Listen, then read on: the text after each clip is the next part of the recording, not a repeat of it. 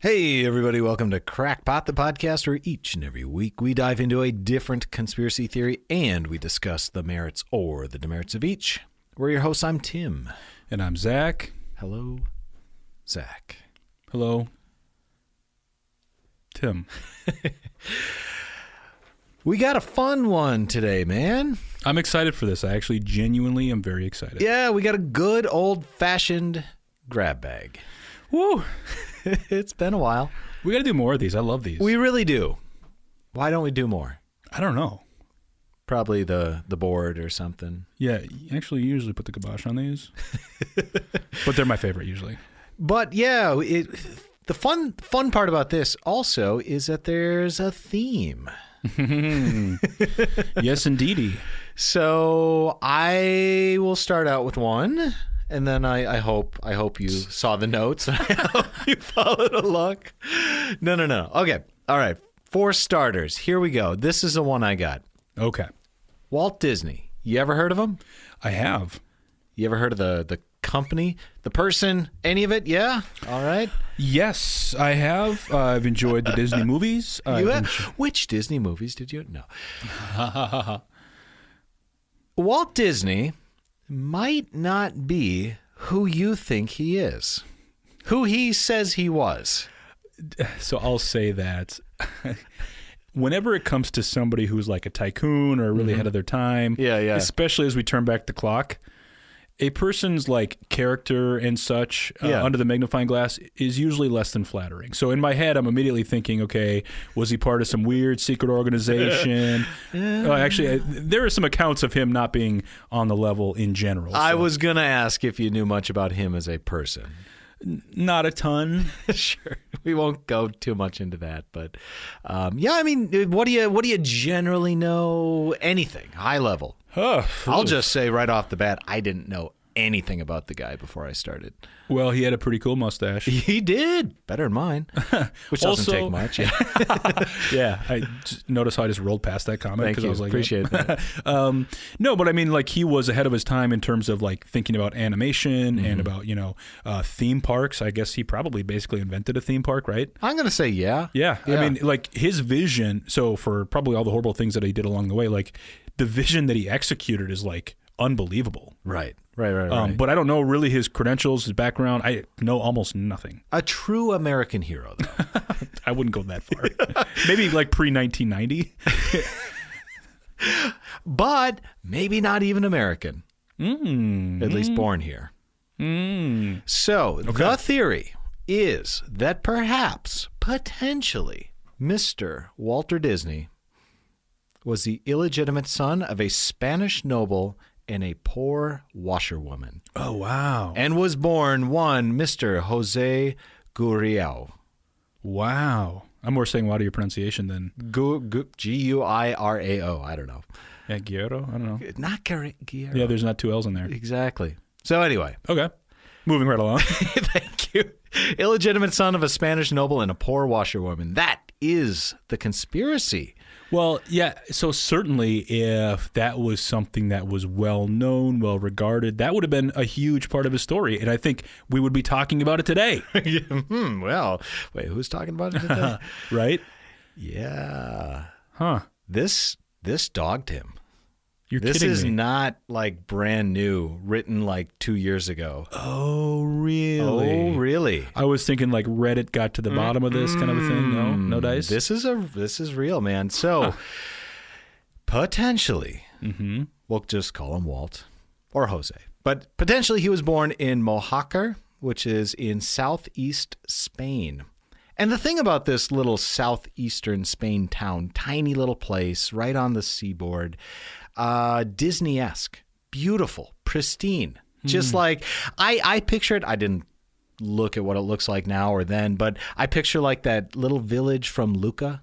I don't know if you saw that. Yeah, not Italy, but I figure it's basically identical. So for sure.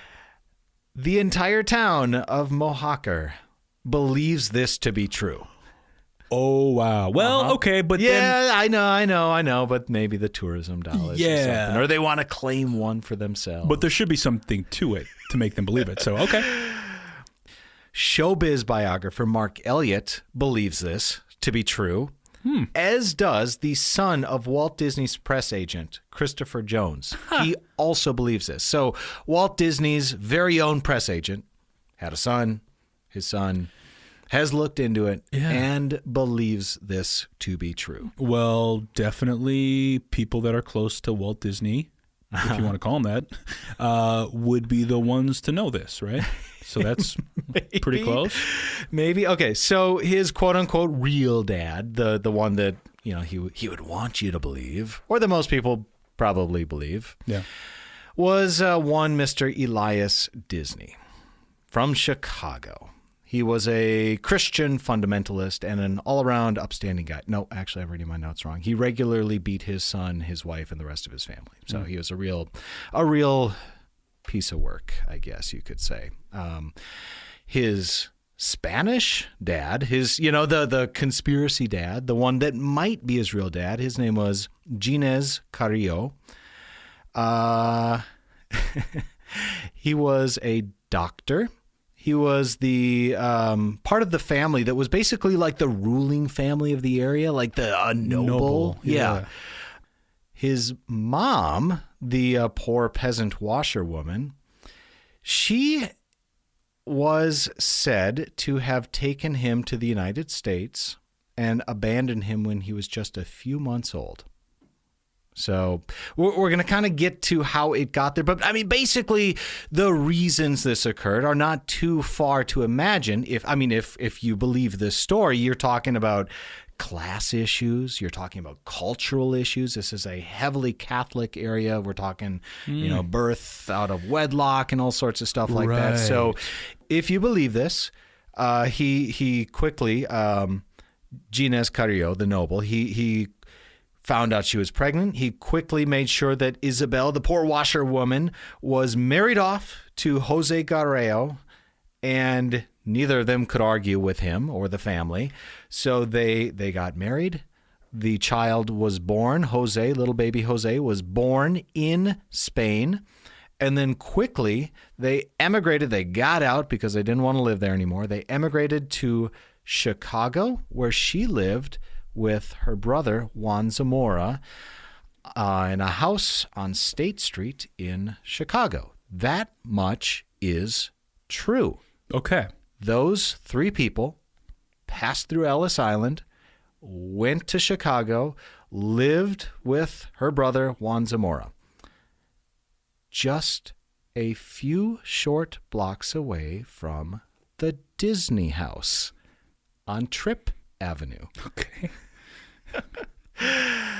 She didn't want the baby or couldn't keep it or something like that. I don't know her motives, but as the story goes, the Disney family took him in because they already had like 4 or 5 kids to begin with.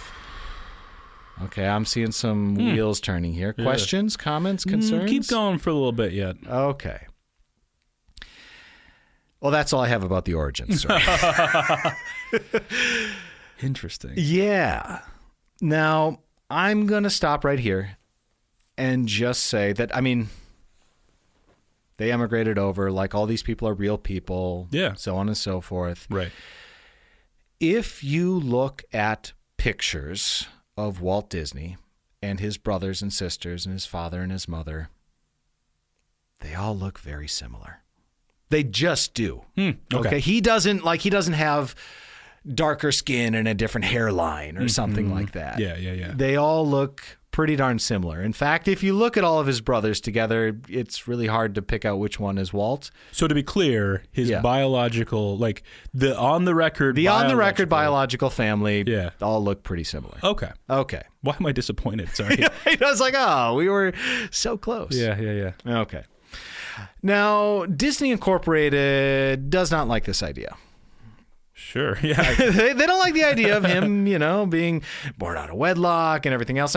Disney Inc., man, is the 51st largest corporation in the United States. just in front of Lockheed Martin and just behind MetLife. You're kidding me. Yeah, they're huge. What? They're huge. So the idea of questioning the origins of their brand and essentially attaching the word bastard to it doesn't really go over well, right? It's so funny, too, because I take such an opposite point of view on this. Oh, I know, right? It's like I would be championing that. Like, this is so cool. Look at this. It's the literal American dream. There you go. It pretty much is. And I mean, they get really upset when you talk about that. But man, don't talk about Walt himself, who was a all-around upstanding guy that never did anything wrong.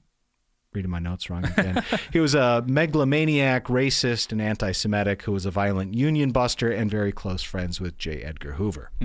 Jeez.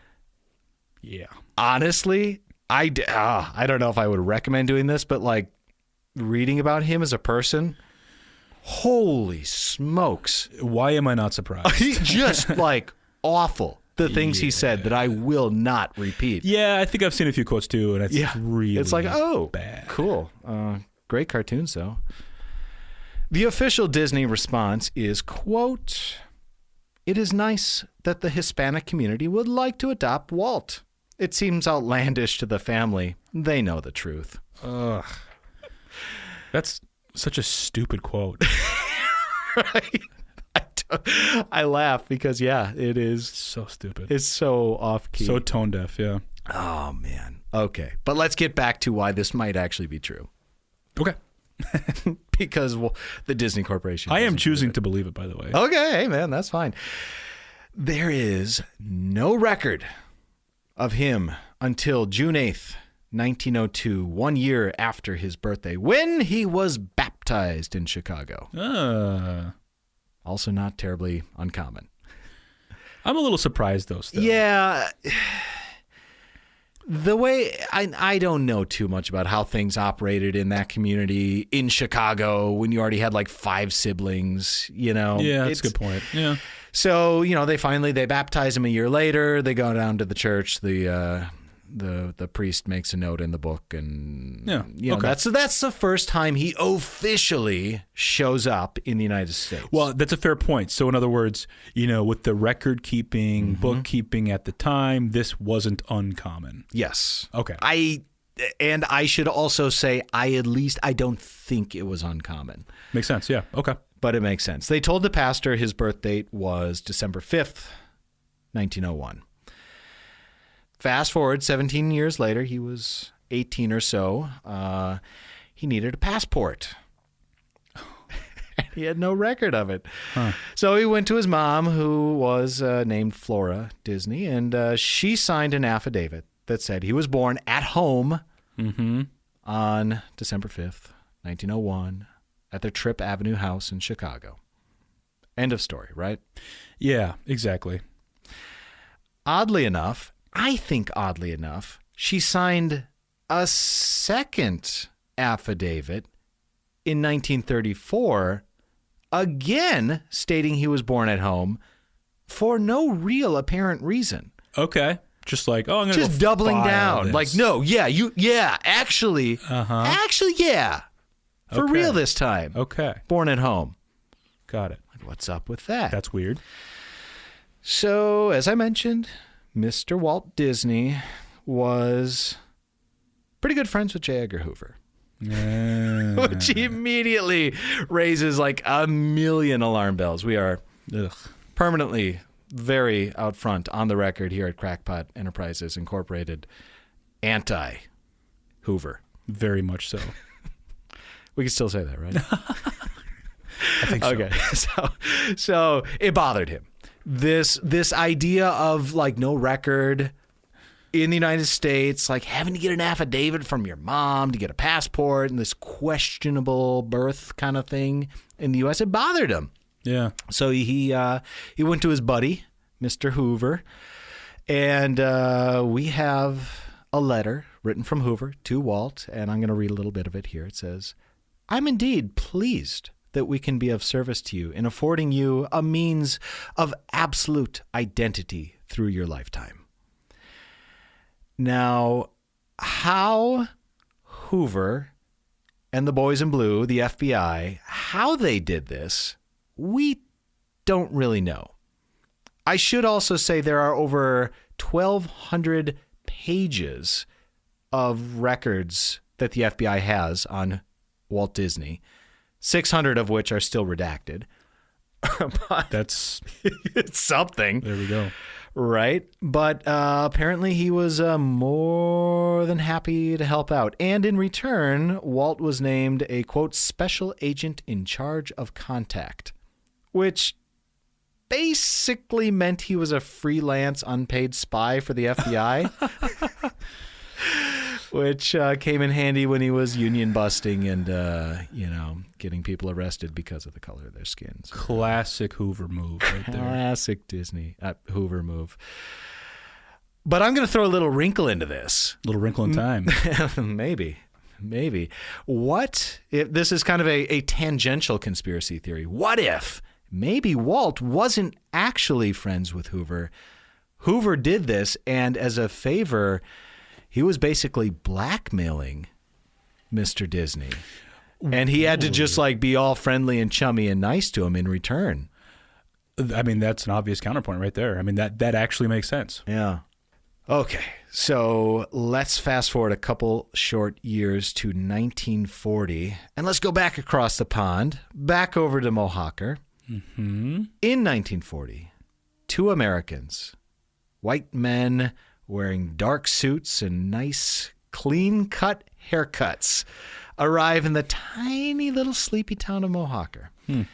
And according to some, they went to the Church of Santa Maria, and they met a very young Father Federico Acosta. And when he was interviewed back in 2001, when he was quite old at that point, he said some gentlemen from the U.S. had come to find the birth certificate of one Jose Guirao. They were shown the page in the register. Later, when I looked again, the page had been ripped out. No. Huh? And then they just were kind of interviewing around the town, and someone quoted Father Acosta and said he had told me they had not come to find Jose Guirao's birth certificate, but to destroy it. And now, if you go to the Church of Santa Maria in the beautiful seaside town of Mojacar, Spain, today in 2022, and you look for the 1901 birth registry, it is completely missing. The whole year, everyone's birth and baptism from that year is gone. Jeez. So, I mean, to really kind of tie this along or tie this up, there was no town hall or city clerk or, place or register of deeds. You were born, you were baptized at the church, and they wrote it down. And maybe these two people that came were FBI agents to clean up some records. To lend a favor to one of Hoover's good buddies. Yeah, and it makes sense. Just ripped it out and took it. And also, by the way, I'll say, if they just ripped out one page, that would be highly suspicious, right? Yeah. It's almost like, okay, well, if we just take the whole thing. Everyone from V to X is gone. Seriously, dude. Think about that. Oh my gosh. So also, again, like Isabel Zamora, Jose Guirao, these people existed. Yeah, right. They're real people. They were real people. People remember them as people. They left. Everyone waved goodbye and said, have fun in America. Send us a letter. Cousin so-and-so. Exactly. Neighbor so-and-so. Yep. Okay. So there was also allegedly a letter that Walt himself sent to the village of Mojacar in 1925 asking for the birth certificate of Jose Guirao, baptized 1901. Can you send me this birth certificate? 1925. Unfortunately, the letter was destroyed in the war. Or it never existed as part of the project. I'm thinking about that right now, too. I know. I don't know which one is true. But shortly after that letter was sent, counting postage into it, he was married about a month after. So So the Spain dad, if you believe the story, Giannis Carrillo, his legitimate son does not believe the story. He said his father thought it was just a funny story, and whenever people asked about it, he always agreed and said, yeah, that's true. That was, Walt Disney's my kid, because he just got such a kick out of people's reaction. But then again, if he said it was true, he would have to believe it. And that brings all sorts of legal and social and ethical and moral things to the table. The Disney Corporation and his family, none of them believe it. They all say that the town is doing this for tourism. It's all just made up. It's all hokum and a legend and everything else, and none of it's true. Other Carrillos in Spain, not his legitimate son, but other ones floating around, they're all willing to have a DNA test. Oh, of course. They have written to the Disney family and Disney Incorporated and Michael Eisner and everyone else. And they're like, hey, anytime you want, you take some of my blood, you take some of Walt's children's blood. Let's put them on a whatever you do with DNA test. Let's look at it. Let's figure this out. Let's put it to rest. Let's sequence that DNA. Let's do it. And of course, the Disneys won't do it. No, of course not. So that's the legend, the myth, the conspiracy theory of Walt Disney's origins. Oh, well, this one I totally believe. Do you? Outright, straight up. Absolutely no question in my mind. Because you hate him or because you just think it's believable? Both. I respect that. It really feels like, clearly something happened in Spain. Yeah. And clearly something happened in Chicago. And it's weird that mom went ahead and just kind of willy-nilly filed a second, affidavit. Like, oh, yeah, totally. Okay, the FBI, Hoover. Yeah, no, I'd say to me that all checks out. Now, the thing that's probably cutting most against this is the fact that you said they all actually look really similar.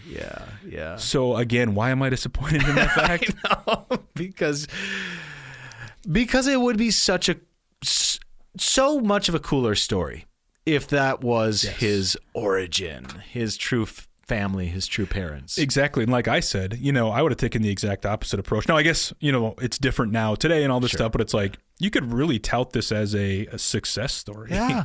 An orphan of immigrants. Like, how cool is that? I think so too, right? Come on. Although his actions don't square up with, with anything remotely justifiable then or now. Yeah. But still, it is absolutely... this one I totally believe, man. 100%? Oh, 100%. Yeah, I believe it more than I probably should, in all honesty. Yeah. But I'll say around 50. I know that's kind of a cop-out, but I'm around 50%. I think you want to get to 100, and you're just waiting for like maybe one more thing. Yeah, exactly. I respect that. So there you go. That's mine. You found the truth after all these years. Thank you. Hey, folks, welcome back to the second half of this episode. We are covering all things Disney. I love it. Do we have a slightly more positive spin on this? We're not going to talk about him as a person anymore? Correct. Okay. And actually, we're really talking specifically about Pixar. Oh. The Pixar Universe. Okay. And not so much about Disney or any of those people, right? Pixar is Disney, right? Disney owns Pixar. However, this is squarely in the world of Pixar. This has nothing to do with like Mickey Mouse. Let's just say. Okay. So it really is a Pixar-themed conspiracy theory. Perfect. And actually, Tim, we taped the first half of the show. I didn't get a chance to ask you, like, have you been to Disney World, Disneyland? I have been to Disney World. That's one in Florida, right? Yes, I have been to Disney World. Okay. It's fun. Yeah, good times. Checked it off the list. I don't think I need to go back. Yeah. So that's kind of where I'm at, too. I feel like it's almost like a rite of passage here for a lot of people, but it's also like, it's really expensive. It's stupid expensive. And it only gets more expensive. Yeah. So probably not on my list anytime soon. No. Now, you've seen, I have to imagine, most of the famous Disney and Pixar movies, or were you? I think I've seen every Disney movie, although now that I think about that out loud, I think there was probably a stretch where I didn't. Yeah, there was definitely a stretch for me. Yeah, like Tarzan? I don't think I've seen Tarzan. Yeah, there was a bunch when it was like I was too old to watch Disney movies. Yeah. And I didn't have kids. And also not old enough to watch this. Yeah, right. Yeah, that's kind of what I'm talking about. So, but I've seen a bunch of the Pixar movies, and I think the Turning Red came out, and I haven't seen that yet. But I love Pixar movies. Yeah, they are just so good. They are actually really good. I can't think of a bad one. No, and it's funny. I saw Toy Story, the first one, in the movie theater in 6th grade. Oh, my God. Wow. I remember it was like a field trip. Like, we're going to see this crazy computer animated movie. Yeah. What? Way totally. Do you have a favorite Pixar? Or several favorite if you can't pin it down? I'll stay squarely within the Toy Story universe. But I will also say I watched a lot of Cars with my kids. I don't think I've seen Cars 2 or 3. They're actually really good. Are they? They're really funny. Yeah. So I'll watch all of these at some point when it's, time to watch them. But I actually haven't seen quite a few of them still. Have you seen Toy Story 3? No. Oh, that one is brutal. That one messed me up. I've heard that, which is why you probably heard it from me. 1 and 2 were awesome. Yes, for sure. It was good. I mean, don't get me wrong, but like 3 just had this moment, and if you've seen it, you know exactly what I'm talking about. And then come again. I don't think I've seen the 4th one. Anyway. Yeah. But like, what's the one with the girl? Inside Out. Oh my God, that one. I lose my. Yeah, that's a good one too. They're all good. They're all really good. They're all great. Yeah. So today. Okay, what are we talking about? Should we just talk about our favorite scenes? We actually could totally do that. But no, in fact, we are talking about a conspiracy theory that's been rattling around the corners of the internet for some time now. Okay. And we are talking about a conspiracy theory that all of the Pixar movies take place in the same universe. Wait. What do you mean? So to be totally succinct here, the Pixar theory is a fan theory that connects all the Pixar films into one coherent timeline, starting with The Good Dinosaur and ending with Monsters, Inc. So the only way... Yeah, not Wall-E. No, so this is how it all makes sense, which is basically don't think of this as like linear, chronological from the sense of when these movies were released, but think about it more from like the storylines that they're telling and how things fit in with one another. So it's not the Incredibles universe and the Cars universe. It's not in sequential order, right? But like you have to. Yeah, but those aren't like in separate things. It's like the Marvel universe. Like Doctor Strange exists in the same place that Spider-Man or whatever. That's exactly right. Oh? That's exactly right. Okay, I want to see you thread this needle. This will be entertaining. Okay. Well, all right. So before we go into that, let's just talk quickly about Pixar itself. Yeah. So Pixar Animation Studios actually started in 1979. No! As part of Lucasfilms. Oh, really? So it kind of makes sense, actually. Okay. And then in 1986, the Lucasfilm computer division known as Graphics Group started a spinoff with, of course, Steve Jobs, who then later became what was ultimately Pixar's majority shareholder. Huh. And it was in 2006 that Disney purchased Pixar at a valuation of $7.4 billion. What year? 2006. Wow. I thought it was earlier than that, but it was 2006. Wow. So, I mean, you have George Lucas, you have Steve Jobs, and then, of course, the Disney Corporation. It's just like... Yeah. I mean... Well done. Wow. And, okay. At the time of recording, these are the movies that Pixar has released. I feel like I'm missing one or two, but this is the list that I pulled up. Yeah. Toy Story, Bug's Life, Toy Story 2, Monsters, Inc., Finding Nemo, The Incredibles, Cars, Ratatouille, Wall-E, Up, Toy Story 3, Cars 2, Brave, and Monsters University, Inside Out Part 2, The Good Dinosaur Part 3, Finding Dory Part 4, Cars 3, Coco, Incredibles 2, and Toy Story 4. Wow. I think that's all of them, but I feel like there's probably one or two more. Those are like all solid bangers. They actually are, yeah. Like Ratatouille is one of my favorite movies. It's really good, isn't it? Yeah. Me and Sam Obasanya were like, put that right on the list. So let's talk about the origins of this theory. So I will say, starting at the very beginning of this, like, this isn't my theory. I didn't watch these movies and figure this out. You sure? I am pulling together largely from two sources, one being thetake.com and another cracked.com, and also John Negroni, the guy who actually created this theory. Okay. So let's go back here to roughly 2012, when this was all stitched together by a gentleman by the name of John Negroni. John first heard of the theory, though, actually from cracked.com. So they released a movie that said, hey, isn't this weird? All the Pixar movies are in the same universe.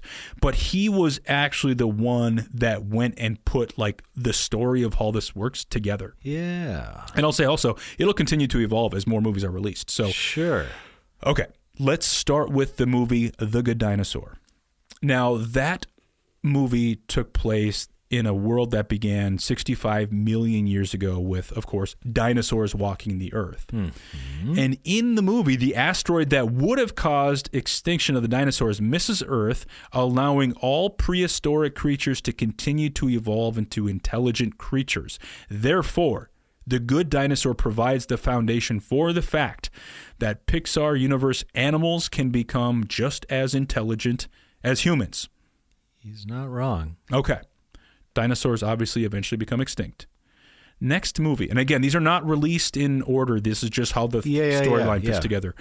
Brave. Okay, we're not going to get into the synopsis of each of these movies, just hitting the high points here. Brave.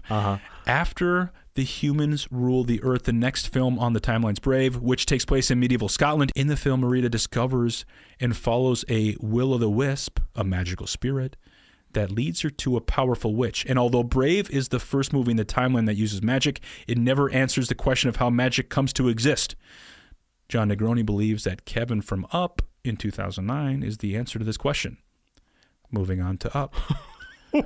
Although Up takes place long after Brave, within Up, Kevin the bird is a living fossil whose ancestors most likely predate the events of Brave.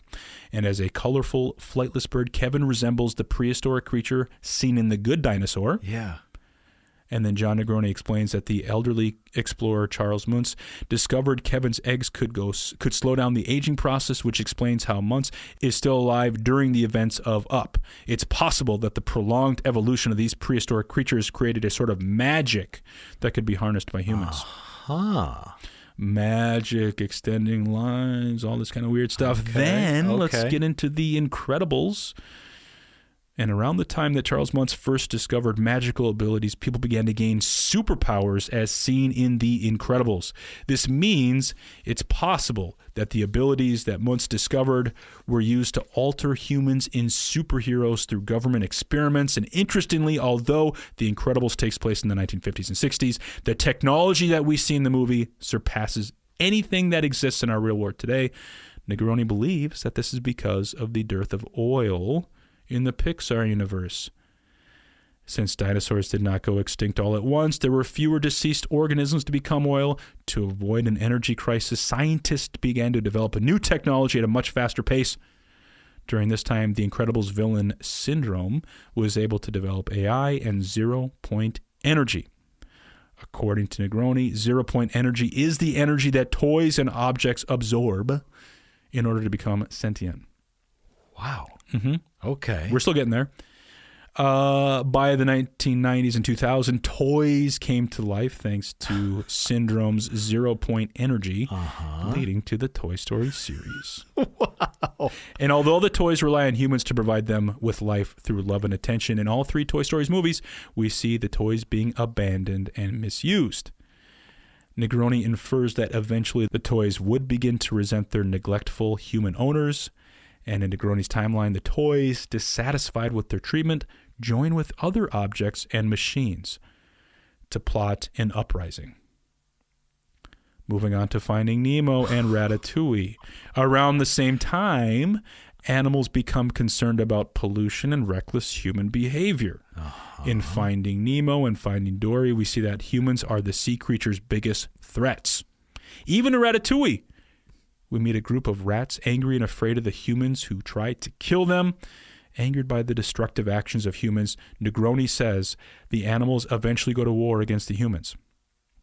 And while the machines also resent humans, they depend on them for energy and existence. Therefore, the machines help the humans win the war against the animals and toys. Still, the conflict leads to an overly polluted Earth. This is when the machines and AI decide to take over.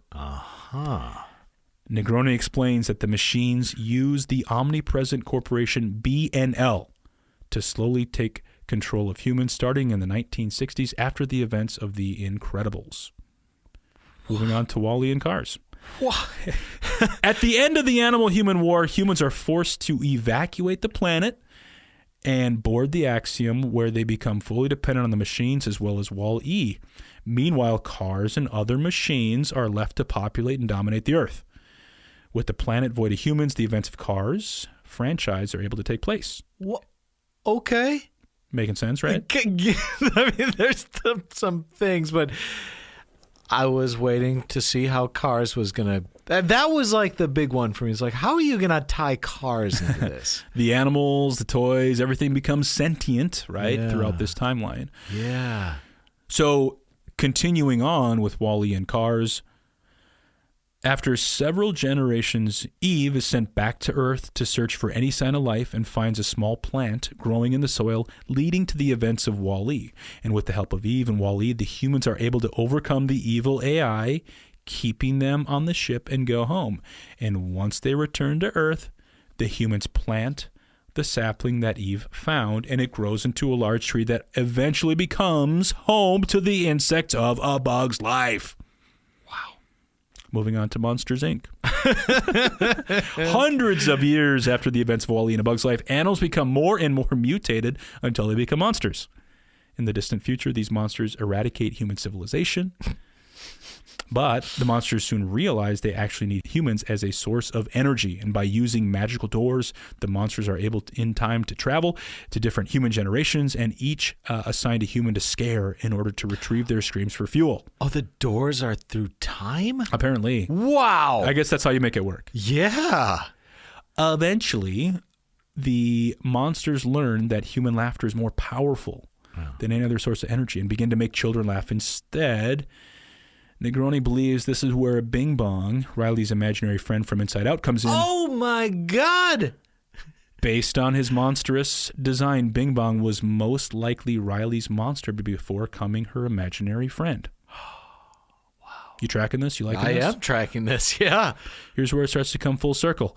While Riley is able to forget about Bing Bong, Boo becomes obsessed with finding Sully again. By using her knowledge of magical doors, Negroni believes that Boo ends up in medieval Scotland to find the source of all magic and becomes the witch that Merida meets in Brave. No. So it all goes, it's like time's a flat circle. You think Boo is the witch? It only makes sense, dude. Bonkers. That's crazy. You actually threaded it. I am shocked. I didn't thread this. John Negroni, crack.com, and what was the other one that I said earlier? The wire, the something.com. Yeah. They threaded this, buddy boy. Wow. And actually, you know what? A couple of things too that make this even. This is the stuff that I look to that also makes it more credible. Like the B&L, by and large, corporation runs just about everything in Wall-E. And also, if you look at the batteries in Toy Story, it's B&L batteries. Oh, really? Yeah. Oh, that's hilarious. Another one too is Dinoco is the oil company for cars and cars. Okay, yeah. And the picture for the Dinoco logo is actually like a dinosaur that looks like the dinosaur from The Good Dinosaur or whatever. Geez. So that's actually pretty interesting. Wow. So where are you at actually after this point? Are you getting close? Well, I mean, okay. Let's be real about this. Is the question, does it work, or is the question, are the brain trust behind Pixar aware that everything fits into this universe? That's what I kept thinking about a lot too.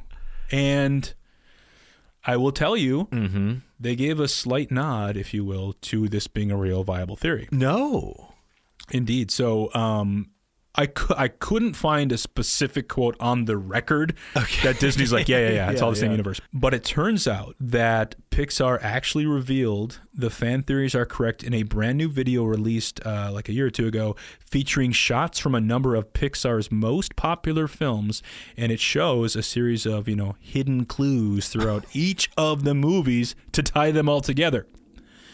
And the video opens with a clip from Finding Dory, pointing out that Riley from Inside Out appears at the aquarium. So there's enough here of stuff that all seems to work together. Some guys sat down and figured it out, and basically either Pixar is playing along with it for fun, or they were actually somewhat intentional. Wow, well done. But you know what, though? Like, from a true, corporation standpoint, it actually makes sense to think hey, if we're going to create these stories, there should be some, I think, overlapping themes. Obviously the animation is very striking and consistent across all the films, so if you think about it in a reverse sort of way, actually this is a very logical conclusion. It kind of is. The steps to get there is what's convoluted and weird. And also it feels far-fetched, but also it's actually it's the steps to get there are convoluted and weird because A, the movies weren't released in chronological order. Yeah. B, there are huge gaps in time between different movies. Yeah. And C, we're also talking about time travel potentially, which actually, why did I never think to question how they're going through these doors in Monsters, Inc. to get the kids? How do they, that makes sense. Well, time travel makes sense. Yeah. I'm wondering why I never even questioned that to begin with, but okay. Wow. I have to rewatch all these movies this weekend. Not in chronological order, but in the order that was laid out by China. In chronological order, not in released order. Yeah, yes. in the universe Pixar timeline. Right. Would I be shocked if Pixar came out with a press release tomorrow and said this is canon and this was intentional from the get-go? Would I be shocked? No, I wouldn't actually. It actually lines up. Or it could. Kind of could line up. Yeah. Do I legitimately think they set out to do this and have everything tie back to each other from the get-go? Probably not. But I also think what you said in the fact that when you start putting out, these movies over time and over decades, you want certain things to be consistent. Mm-hmm. You want them all to feel as if they are, for lack of a better word, of the same universe. Yeah, it's like a branded experience. Exactly. Really. It's not like all of a sudden, Jar Jar Binks shows up out of nowhere, something weird and off the wall. That's I mean, it's weird and off the wall, but it's weird and off the wall in its own self-contained thing. Like any Marvel movie that comes out, people aren't going to be like, wait, what? And it's like, no, that all ties into itself. So maybe, yeah. I think I'm at a maybe, yeah. I'm at I believe this purely from a corporate greed/branding experience standpoint. This actually makes way more sense. And even though the steps to get there are absolutely ludicrous, it feels like actually it makes sense. So I'm in 100%. Not kidding. I think I might be right there with you. All right, everybody. Thank you for tuning in. I am befuddled. I'm currently befuddled. You look disturbed. Kind of. I'm going to live with it. It'll be okay. Okay. All right. I respect that. Okay, guys, if you haven't already, please rate, review, subscribe, tell your friends, tell your neighbors, tell your local animator about our podcast, and we will see you next week. Thanks, everybody.